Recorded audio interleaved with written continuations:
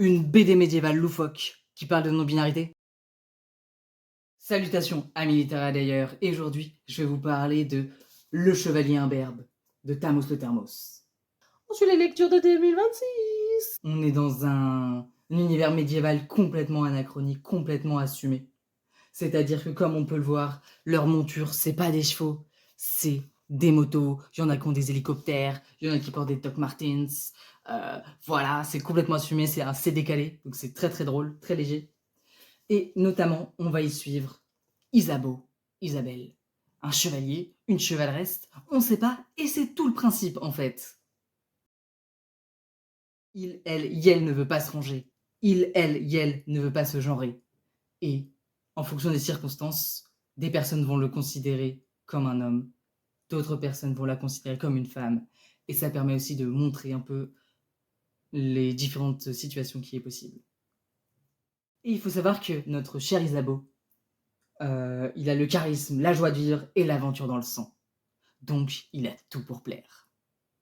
Tout. Ça dépend avec qui. Peut-être qu'avec le roi, le vieux réac, pas tant. Peut-être qu'avec la bonne sœur qui gère une radio et qui crache son sexisme intériorisé, peut-être pas ouf. On ne sait pas. Et c'est une histoire pleine d'humour, pleine de légèreté, pleine d'inclusivité, d'inclusion, d'ouverture d'esprit et de bienveillance. Et plein d'empowerment.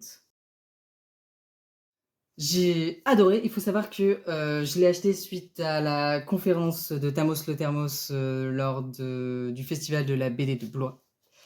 Et ça faisait longtemps que j'en avais entendu parler. Et le fait de pouvoir l'avoir là avec moi, je suis très content. C'est assez rare d'avoir des BD de fiction qui parlent de non-binarité. Et en plus de ça, de manière aussi légère. Si vous voulez une BD qui parle de non-binarité, si vous voulez soutenir aussi les autoristes concernés, les autoristes queer, vous pouvez y aller, elle est incroyable. J'ai même dû me retenir de la lire pour éviter de la lire en une seule fois, mais je pense que je vais pas tarder à la relire tellement c'était bien. En plus des légèretés, ce qui est intéressant, c'est aussi qu'on parle de sujets qui sont quand même importants. Je pense aux violences conjugales, je pense à l'alcoolisme, je pense qu'aux violences de manière générale. Et pour autant, on parle aussi beaucoup d'inclusion, de normes de genre, de comment lutter aussi contre les stéréotypes. Donc, alors oui, c'est léger, mais ce n'est pas dénué d'aspect politique. De toute façon, tout est politique, mais si vous aussi vous avez des recos queer de BD ou de romans queer, n'hésitez pas à les mettre en commentaire.